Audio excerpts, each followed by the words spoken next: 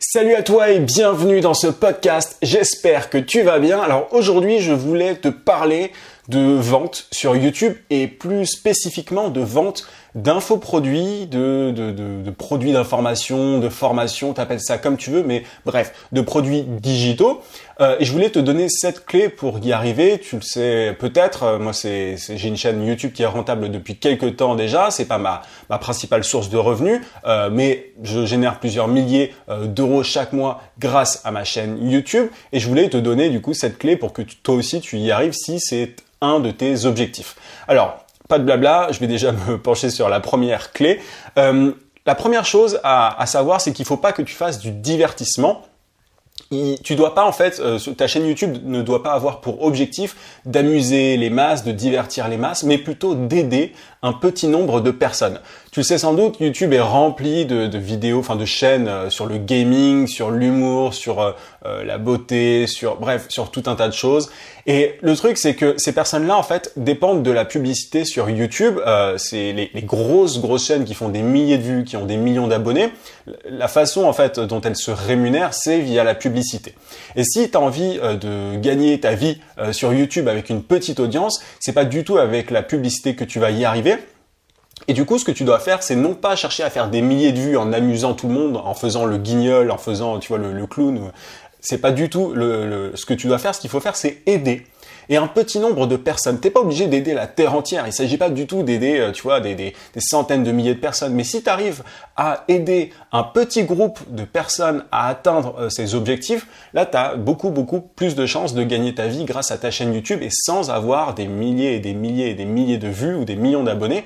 Tu peux vraiment avoir, tu vois, moi j'ai une chaîne aujourd'hui, j'ai plus de 6000 abonnés, ce qui est petit en soi, tu vois, mais j'ai commencé à générer des revenus bien avant d'avoir 6000 abonnés. Enfin, ça fait déjà un petit temps que je génère des revenus et ça, c'est parce que j'aide un petit nombre de personnes à atteindre ces objectifs. C'est-à-dire que tu dois en fait trouver des personnes qui ont un problème et il faut que tu sois capable de résoudre ce problème. Évidemment, enfin il y a d'ailleurs pas mal de charlatans qui essayent de vendre des trucs qu'ils n'ont pas eux-mêmes accomplis. Voilà, c'est pas du tout un truc que tu dois faire. Il faut que tu sois capable d'avoir des résultats pour ces personnes-là. Et à partir du moment où tu trouves cette petite niche, en fait, cette catégorie de personnes, que tu es utile à cette catégorie de personnes, tu peux avoir une chaîne YouTube rentable. Mais ne cherche pas à faire le guignol, tu vois, avoir une chaîne sur l'humour, le gaming, parce que là, dans ce cas-là, si tu fais ça, tu vas devoir compter sur la chance, sur le buzz. Il faut que tu espères avoir une vidéo qui devient virale. Bref, tu vois l'idée. Après, tu peux injecter du divertissement dans ton contenu qui est utile. Tu peux, tu vois, faire des vlogs, moi ça m'est déjà arrivé, mais il faut pas que ça soit le centre de ta chaîne. Tu peux faire des vlogs, tu peux faire des trucs un peu marrants, tu peux ajouter un peu d'humour si tu veux. Enfin, moi je fais toujours 2-3 blagues à la con de temps en temps, mais ça doit pas être le cœur de ton truc, de ta chaîne. Il faut que ta chaîne ait pour objectif d'aider les gens. Après, tu peux un petit peu enrober ça si tu veux. Tu vois, moi je vais partir en vacances, je vais forcément amener ma caméra en vacances. Ça changera un petit peu de chez moi par exemple. Mais en tout cas, ne cherche pas à divertir les masses, aide un petit nombre de personnes. La deuxième clé, et c'est un gros problème parmi beaucoup de gens, c'est qu'il faut que tu crées avant de vendre quoi que ce soit. Il faut que tu apportes de la valeur avant de vendre des produits. Avant de proposer un produit payant, il faut que tu crées des vidéos gratuites, il faut que tu crées une communauté. Parfois, je vois des petits youtubeurs, je dis pas ça, c'est pas péjoratif du tout, je suis un petit youtubeur d'ailleurs, mais je vois souvent des personnes qui, tu vois, font quelques vidéos gratuites, voilà, elles en font un petit peu, et direct, bim, elles sortent une formation. Moi, quand je me suis lancé, j'ai pas du tout sorti de formation dès les premières vidéos, tu vois, j'ai créé du contenu gratuit pendant plusieurs mois avant de proposer un produit payant. Donc il faut pas du tout que tu sois obsédé par la vente pour réussir justement à vendre sur YouTube. C'est un peu contre-intuitif, c'est un peu bizarre dit comme ça, mais il faut pas du tout que ça t'obsède. Si tu fais partie de ceux qui se lancent sur YouTube juste pour gagner du fric à court terme, sans penser à aider ce petit nombre de personnes dont je te parlais auparavant, tu peux passer ton chemin. Il faut réellement apporter de la valeur pour pouvoir gagner sa vie sur YouTube, pour générer plusieurs milliers d'euros par mois sur YouTube, il faut que tu aides réellement les gens. Moi, tu vois, j'aide ceux qui veulent devenir indépendants à trouver des clients sur Internet principalement. Et ça, pour le coup, je sais que j'ai de bonnes solutions pour ça. Je suis capable d'aider les gens à y arriver et j'ai des super retours par rapport à ça. Et c'est pour ça que je gagne, que YouTube est une de mes sources de revenus. C'est pas ma source de revenus principale. J'ai un business de consultant à côté, mais pour le coup, voilà, c'est parce que j'apporte de la valeur. Il faut que tu penses d'abord aux autres avant de penser à toi. Il faut absolument pas que tu cherches à vendre quoi que ce soit. Crée des vidéos d'abord et ensuite, un jour, quand tu auras une communauté solide, quand tu auras des gens qui aimeront vraiment ce que tu fais, qui percevront en fait la valeur que tu apportes, là, tu pourras proposer un produit. Moi, j'ai commencé à produire, à créer des formations à partir du moment où YouTube me prenait pas mal de temps et où je me suis dit que ce serait quand même, pertinent de proposer des formations. Mais je l'ai pas du tout fait dès le début. Je l'avais dans un coin de ma tête un petit peu au début, mais c'était pas pour ça que j'ai créé ma chaîne. C'était vraiment pour partager, pour documenter mon parcours, pour donner des conseils que je ne trouvais pas ailleurs. Donc, crée beaucoup avant de vendre quoi que ce soit et tu verras après, ça ira beaucoup plus vite. Mais il faut que tu crées une communauté avant de chercher à vendre. La troisième clé, ça m'amène du coup à la troisième clé, il faut que tu te crées des habitudes. Pour créer une communauté, tu vois, pour apporter de la valeur, il faut que tu crées des vidéos régulièrement. Comment est-ce qu'on fait pour créer des vidéos régulièrement? Il faut s'instaurer une routine. Moi, ça fait maintenant 1 an et demi, ouais, je crois que c'est ça, quasiment pas 2 ans, 1 an et demi, un truc comme ça, que je produis 4 vidéos par semaine, gratuites. 4 vidéos par semaine, pour certains c'est énorme, pour d'autres pas, mais 4 vidéos par semaine, crois-moi, pour pouvoir les sortir, pour être régulier, peu importe où je suis dans le monde, tu vois, quand j'étais au Liban, peu importe où je suis, même si je suis en vacances, il faut que je puisse sortir ces vidéos parce que je me suis instauré, cet objectif-là, 4 vidéos par semaine, et pour ça, pour y arriver, il faut se créer une réelle habitude. Il faut que tu ancres ça dans ton quotidien. Tu vois, par exemple, là, la vidéo ou le podcast que tu entends ou que tu vois, que tu regardes, pour le coup, j'ai une routine. Je le fais le matin. Ça peut changer. Ta routine peut changer. Moi, avant, je faisais ça l'après-midi. Maintenant, je fais ça le matin. Mais tu vois, je prends des notes. Maintenant, je me lève, en fait. Je prends mon café. Je prends des notes sur la vidéo ou le podcast du jour. Et ensuite, je tourne. Tu vois, je vais me laver et ensuite, je tourne. Tu vois, j'ai une espèce de rituel par rapport à ça. Et si tu n'as pas de rituel, si tu n'as pas de routine, t'arriveras pas à être régulier, à créer des vidéos régulièrement et du coup à apporter assez de valeur auprès de ta communauté pour pouvoir ensuite vendre des produits. Bref, tu vois un petit peu comment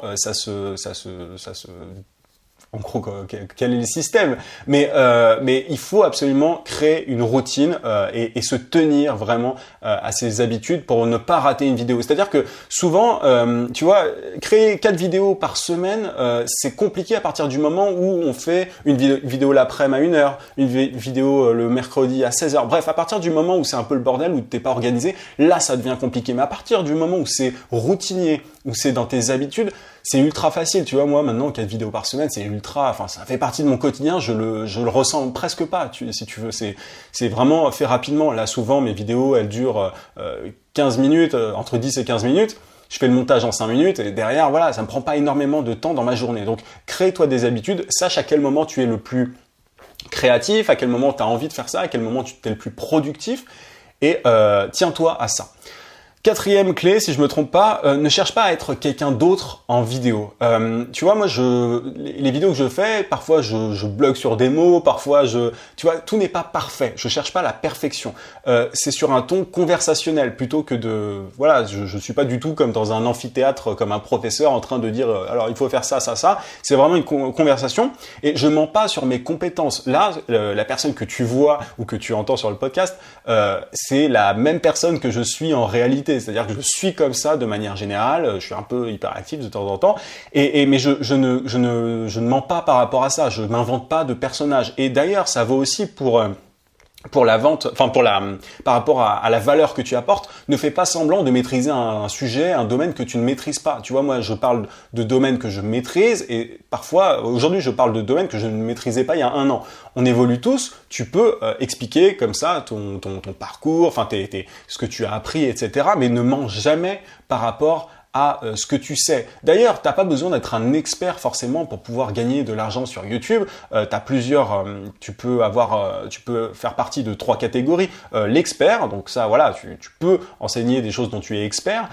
L'explorateur, j'ai appelé ça comme ça, c'est la personne qui va tester des trucs, qui maîtrise un domaine ou plusieurs, mais qui va expérimenter, qui va partager le fruit de ses expériences. Et enfin, le novice. Tu peux très bien gagner de l'argent sur YouTube en vendant des produits d'information, en étant novice, en partageant ton apprentissage. C'est quelque chose que tu peux faire. Tu peux tout à fait, par exemple, tu veux devenir graphiste, tu peux tout à fait documenter ton parcours pour devenir graphiste et créer des formations par rapport à ça, pour que ceux qui sont au même stade que toi évoluent en même temps que toi. Bref, donc t'as pas besoin du tout d'être un expert, t'as pas besoin du tout de mentir par rapport à ça. Il y a souvent des personnes qui font semblant qu'elles maîtrisent plein de trucs ou qu'elles gagnent plein d'argent déjà sur YouTube ou autre, d'ailleurs sur Internet, et elles vont apprendre aux autres à gagner de l'argent sur Internet. Ne mens pas, ne fais pas partie de ces personnes-là. Moi, au début, quand j'ai commencé, quand j'ai documenté mon parcours de freelance, voilà, j'ai pas menti par rapport à ce que je gagnais, etc. Aujourd'hui, je gagne beaucoup plus et je peux le dire. Il y a des gens qui y croient pas, il y aura toujours des gens qui ne croiront pas, mais sois le plus transparent possible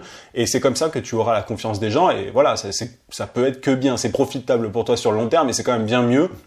Je sais pas toi, mais voilà, enfin, moi je préfère avoir un business éthique qu'un business de charlatan comme certains. Voilà, ça c'est la 4e clé en tout cas. Ensuite, la 5e, c'est ça, pars des problèmes de ton audience et crée la solution. Pour vendre une formation sur YouTube, il faut d'abord que j'en parle souvent, mais que tu partes d'un problème et que tu crées la solution. Ne reste pas dans ta tête. C'est-à-dire que si tu as une idée de formation, c'est pas parce que tu as une idée et que tu penses qu'elle est bonne que derrière ça va se vendre. Il faut que tu règles de réels problèmes. Et c'est souvent en parlant avec les gens, en posant des questions que tu vas comprendre les problèmes de ta communauté. Et en fonction des problèmes de ta communauté, si tu es capable de résoudre ce problème, là tu vas pouvoir vendre une formation sur le sujet. Évidemment, il faut que tu sois capable, encore une fois, de résoudre ce problème. Mais en tout cas, pars d'abord des problématiques des gens et ensuite crée la solution. Mais ne fais pas le chemin inverse. Il y a d'ailleurs beaucoup de startups, on peut parler de business de manière générale, il y a beaucoup de startups, de gens qui créent des startups en pensant que leur idée est géniale alors qu'ils l'ont pas confrontée au marché. Pars du marché et ensuite crée la solution par rapport à ça.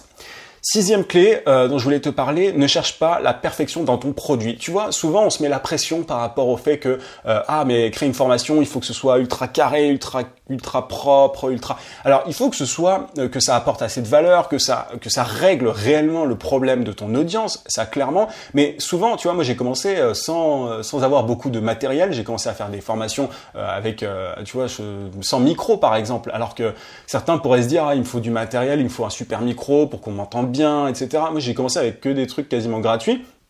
Avec et du coup il faut pas se mettre la pression par rapport à ça. Quand tu crées une formation, il faut pas que ce soit parfait. Il faut que tu peux avoir le même ton conversationnel d'ailleurs. Et c'est ce que je fais. Moi je parle aux clients de mes formations comme à un ami en fait à qui je montrerai la solution à un problème si tu veux. Mais c'est vraiment sur le ton de la conversation. Il faut pas stresser par rapport à ça. T'es pas prof. Enfin je veux dire ça emmerde tout le monde les professeurs. Et il y a une raison. Moi quand j'ai donné d'ailleurs des cours en école de commerce, les gens aimaient, les étudiants aimaient justement mon cours parce que j'avais un ton conversationnel. Je veux dire, on n'a plus envie de se faire emmerder par un prof qui parle tout seul dans son coin pendant 2 heures. Là pour le coup, c'est les formations vidéo, t'es obligé de parler tout seul parce que t'as personne en face. Mais en tout cas, il faut que tu parles sur le même ton que tu parles d'habitude. Ne cherche pas à avoir un ton solennel ou quoi, avoir du super matériel, bref, ne cherche pas la perfection, c'est essentiel. Et les gens percevront la valeur que tu apportes à partir du moment où tu règles le problème. La forme, faut un peu moins s'en préoccuper. Tu régleras ce souci de forme au fur et à mesure quand tout ça fonctionnera beaucoup mieux pour toi. Dernière clé, 7e et dernière clé, ton prix ne doit pas être trop élevé quand tu vends une formation sur YouTube ou trop bas. Il faut trouver en fait un juste milieu, tu me diras c'est normal, oui, il faut pas que ce soit trop élevé ou trop bas. Il faut trouver un juste milieu, mais c'est-à-dire que sur YouTube, les gens qui sont sur YouTube, souvent ils ont un certain âge, ce sont pas des gens qui sont forcément ultra blindés, c'est-à-dire que moi souvent, je vends des formations parfois chères, mais la majorité des personnes qui sont sur YouTube sont pas bien vieilles, si tu veux. C'est plutôt jeune, même s'il y a à peu près tout le monde sur YouTube. Mais il faut pas que tu vendes du coup des produits trop chers, parce que sinon il va falloir que tu fasses va falloir avoir un petit peu de chance pour que les gens achètent des produits. Et en même temps, il faut pas que tu vendes tes produits trop peu cher parce que sinon tu vas devoir faire beaucoup de volume. Tu vois, par exemple, si tu vends une formation à 7 euros, bah, tu vas devoir en vendre des formations à 7 euros pour pouvoir avoir un revenu suffisant chaque mois. Donc, il faut que tu trouves un juste milieu. Ni trop cher, ni trop peu cher, et c'est en trouvant ce juste milieu que tu vas pouvoir réussir à générer plusieurs milliers d'euros par mois grâce à YouTube. Mais du coup, voilà, faut faire des tests. Parfois on se foire, parfois voilà, moi ça m'est déjà arrivé de faire des formations trop chères, parfois trop peu chères. Bref, au fur et à mesure, tu sais ce qu'il faut faire.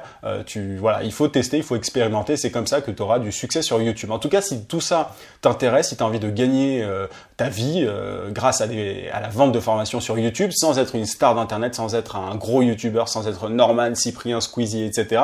J'ai créé une formation qui s'appelle YouTube Hacker, qui est disponible à un tarif ultra préférentiel jusqu'à dimanche 23h. Après, cette formation reprendra son tarif normal, mais elle a un tarif ultra avantageux jusqu'à dimanche 23h. Si ça t'intéresse, si tu as envie d'aller plus loin, il te suffit, si tu es sur YouTube, de cliquer juste en haut sur le i. Et si tu es sur le podcast, il te suffit de cliquer sur le lien en description. N'oublie pas aussi de t'abonner à la chaîne YouTube si c'est pas déjà fait et de mettre un gros pouce. Ça me ferait super plaisir. Je te dis à demain 18h comme d'habitude. En attendant, n'oublie pas, vie sans limite. À plus.